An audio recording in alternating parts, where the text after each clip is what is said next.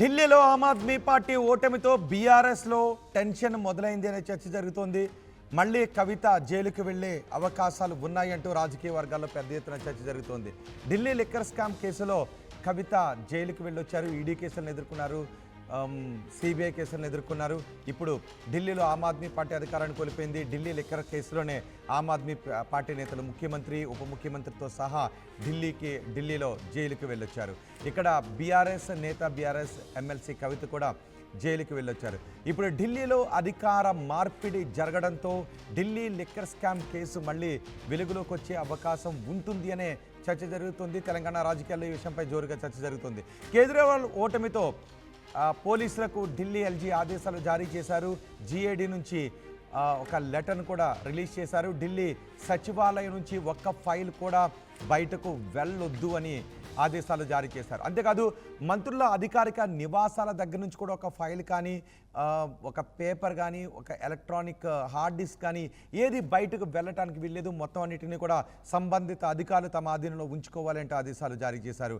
ఢిల్లీ సచివాలయాన్ని ఒక రకంగా సీజ్ చేయాలి అంటే తమ ఆధీనంలో ఉంచుకోవాలి, ఏ ఫైలు కూడా బయటకు వెళ్ళొద్దు అని ఆదేశాలు జారీ చేశారు. ఫైల్స్ బయటకు వెళ్లకుండా చూడాలి అన్నారు. ఢిల్లీ సచివాలయం బయట భారీగా పోలీసులు మోహరించారు. ఢిల్లీ లిక్కర్ స్కామ్పై పూర్తి స్థాయిలో విచారణ చేయిస్తామని బీజేపీ ఇప్పటికే ప్రకటించింది. ఢిల్లీ లిక్కర్ పాలసీలో ఎటువంటి స్కామ్ జరగలేదు అని ఆమ్ ఆద్మీ పార్టీ నేతలు అంటున్నారు. మాకు సంబంధం లేదు అని ఇటు బీఆర్ఎస్ నేతలు అంటూ ఉన్నారు. ఇప్పుడు ఢిల్లీలో బీజేపీ అధికారాన్ని చేపట్టబోతోంది. సో ఢిల్లీ లిక్కర్ స్కామ్లో ఏం జరిగింది అని ప్రతి ఫైల్ను కూడా క్షుణ్ణంగా పరిశీలించబోతోంది. అందుకే సహజంగా కొన్ని ఆరోపణలు ఉంటాయి. అధికారాన్ని కోల్పోయిన పార్టీ ఫైల్స్ని మాయం చేస్తుంది, అధికారాన్ని కోల్పోయిన పార్టీ ఫైల్స్ని తగలబెట్టేస్తుంది, లేదంటే ఫైల్స్ని కనబడకుండా చేస్తుంది, వాటిని డిస్ట్రాయ్ చేస్తుందని పెద్ద ఎత్తున ఆరోపణలు ఉంటాయి, పెద్ద ఎత్తున వార్తలు కూడా వస్తుంటుంటాయి. అందులో భాగంగానే ఇప్పుడు జీఏడీ నుంచి ఒక లెటర్ రిలీజ్ చేశారు. ఆ ఢిల్లీలో మంత్రుల క్వార్టర్స్ దగ్గర నుంచి ఒక్క పేపర్ కూడా బయటకు వెళ్ళటానికి వీల్లేదు. సచివాలయం నుంచి ఒక్క పేపర్, చిన్న చీటి ముక్క కూడా బయటకు వెళ్ళటానికి వీల్లేదు అంటూ జనరల్ అడ్మినిస్ట్రేషన్ డిపార్ట్మెంట్ నుంచి రాసిన లేఖను కూడా మనం చూస్తున్నాం. Joint secretary, GAD joint secretary ఈ లేఖను విడుదల చేశారు. ఢిల్లీ అడిషనల్ చీఫ్ సెక్రటరీకి జీఏడీ నుంచి ఈ లేఖ వెళ్ళింది. To address security concerns and safety of records, it is requested that no files, documents, computer, hardware, etc. may be taken outside Delhi Secretariat complex without permission from GAD. It is therefore directed that necessary directions may be issued to the concerned branch in charges under the department's offices situated in Delhi Secretariat to ensure safety of records, files, documents, electronic files, etc. under their section or branches. This order shall also be applicable to Secretariat offices and camp offices of Council of Ministers, and in charges of both offices are also directed for compliance of this order అంటూ ఆదేశాలు జారీ చేశారు joint secretary. GAD joint secretary నుంచి ఈ ఆదేశాలు జారీ చేశారు. సచివాలయం నుంచి కానీ, మంత్రుల అధికారిక నివాసాల దగ్గర నుంచి కానీ ఒక్క ఫైల్ కూడా వెళ్ళకూడదు అని ఆదేశాలు జారీ చేశారు. ఈ నేపథ్యంలో ఢిల్లీ లిక్కర్ స్కామ్ను మళ్ళీ బయటకు తీయబోతున్నారు. కవితకు మళ్ళీ ఇబ్బందులు ఎదురయ్యే అవకాశం ఉంది అంటూ తెలంగాణ రాజకీయాల్లో పెద్ద ఎత్తున చర్చ జరుగుతుంది. మా ప్రతినిధి మధు ఉన్నారు పూర్తి సమాచారం అందించడానికి. అండ్ తెలంగాణ ప్రజలుగా మీరేమనుకుంటున్నారు? ఢిల్లీ లిక్కర్ స్కామ్ని మళ్ళీ బయటకు తీస్తారు, మళ్ళీ ఢిల్లీ లిక్కర్ స్కామ్లో ఆరోపణలు ఎదుర్కొంటున్న నేతలు జైలుకి వెళ్ళే అవకాశాలు ఉన్నాయని మీరు అనుకుంటున్నారా? మీ అభిప్రాయం కమెంట్ బాక్స్లో తెలియచేయండి. మా ప్రతినిధి మధుతో మాట్లాడతాను. మధు, ఇప్పుడు ఢిల్లీలో బీజేపీ అధికారంలోకి వస్తున్న నేపథ్యంలో ఏం జరగబోతోంది? లిక్కర్ స్కామ్ గురించి పెద్ద ఎత్తున తెలంగాణ రాజకీయాల్లో చర్చ జరుగుతోంది. ఎగ్జాక్ట్లీ, ఎందుకంటే లిక్కర్ స్కామ్ లో కవిత సంబంధించినటువంటి అంశమే ఫస్ట్ తెరపైకి వచ్చింది. సిసోడియా ఆఫీస్ లో సోదాలు చేసిన తర్వాత సౌత్ గ్రూప్ ను మొత్తం లీడ్ చేసింది ఎమ్మెల్సీ కవిత అనేటువంటిది సిబిఐ తర్వాత ఈడీ కేసులు నమోదు చేసి విచారించి ఆమె జైలుకు వెళ్ళొచ్చినటువంటి ఘటన మనందరికీ తెలిసింది. అయితే ఈ రోజు ఫలితాలకు సంబంధించి మళ్ళీ తెలంగాణకు లింకప్ అయింది. కవిత ఇష్యూ వల్లనే ఆ రోజు అక్కడ ఆమ్ ఆద్మీ పార్టీ ఓడిపోయింది అనేటువంటిది బీఆర్ఎస్ ని కాంగ్రెస్ పార్టీ నేతలు విమర్శలు చేస్తా ఉన్నారు.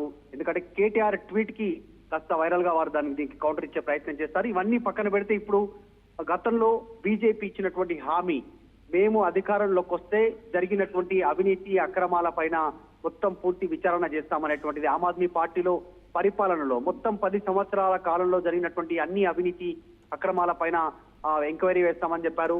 శిక్షార్హులు ఎవరున్నా కూడా వారికి శిక్ష పడేలా చర్యలు తీసుకుంటామనేటువంటి స్టేట్మెంట్ చేశారు. ఇప్పుడు సెక్రటరియట్ నిజంగానే సీజ్ చేశారు. సో ఇవన్నీ జరుగుతున్న పరిణామాలతో మరొక్కసారి లిక్కర్ కేసు తెరపైకి వస్తా ఉంది. అసలు ఈ రోజు ఆమ్ ఆద్మీ పార్టీ అధికారం కోల్పోవడానికి ఒకానొక కేసు లిక్కర్ పాలసీకి సంబంధించి కేబినెట్ లో తీసుకోవాల్సినటువంటి నిర్ణయం ముందుగానే ఆ లిక్కర్ టెండర్లలో పాల్గొనేటువంటి వారికి ముందుగానే సమాచారం లీక్ అయింది. దాంతో వందల వేల కోట్ల రూపాయల అవినీతి జరిగింది. దానికి ఆమ్ ఆద్మీ పార్టీ కొన్ని సందర్భాల్లో ముడుపులు అందుకున్నారు, కొన్ని సందర్భాల్లో వ్యక్తిగతంగా లాభం పొందారు అనేటువంటి ఆరోపణలు ఉన్నాయి. దానివల్లనే దాదాపు ప్రభుత్వాన్ని చేజార్చుకున్నటువంటి సిచ్యువేషన్.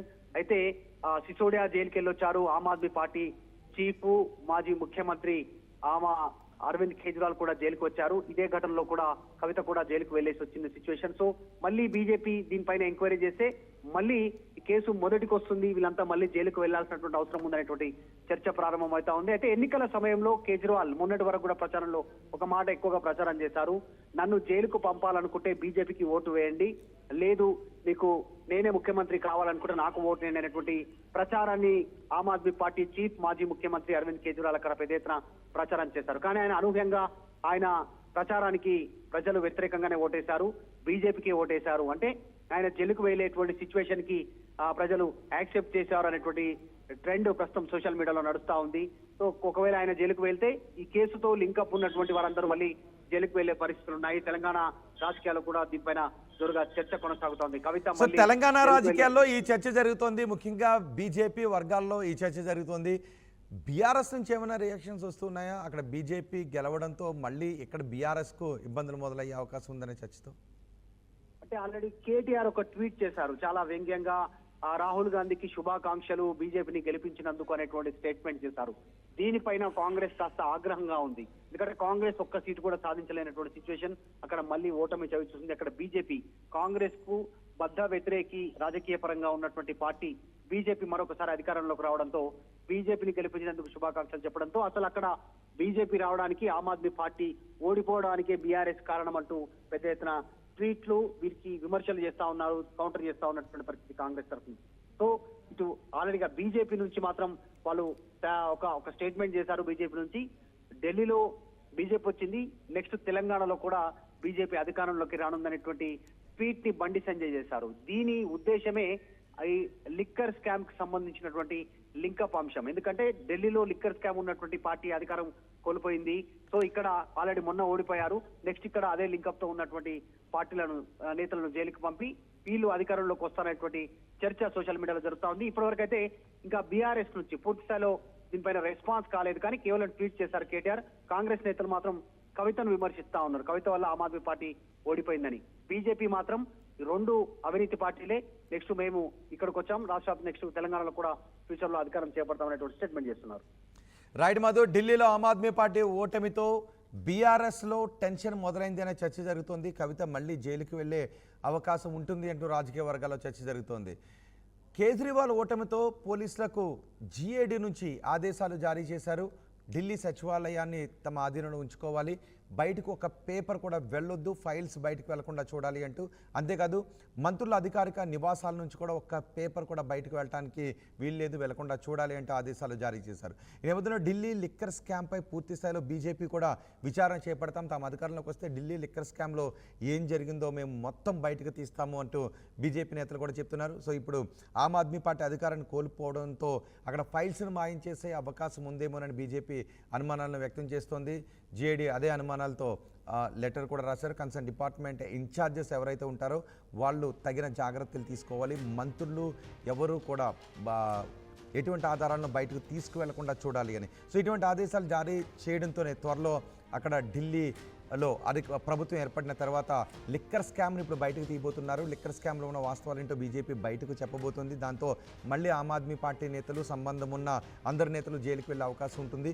ఇప్పటికే బీఆర్ఎస్ చెప్తుంది, బీజేపీ చెప్తూ ఉంది, బీఆర్ఎస్ నేతలు కూడా సంబంధం ఉంది, కల్వకుంట్ల కవితకి ఇందులో సంబంధం ఉంది అని, అందుకే జైలుకి వెళ్ళొచ్చారని బీఆర్ఎస్ ఆరోపణ చేస్తున్న నేపథ్యంలో మరీ ఇంకొకసారి ఈ కేసులో కవిత జైలుకి వెళ్ళే అవకాశం ఉంది అంటూ బీజేపీ నేతలు కూడా మాట్లాడుతున్నారు. చూద్దాం ఏం జరుగుతుందో. ప్రపంచంలో ఏ మూల ఏ క్షణం ఏం జరుగుతుందో వేగంగా తెలుసుకోవడానికి తొలి వెలుగు వాట్సాప్ ఛానల్ని ఫాలో చేయండి.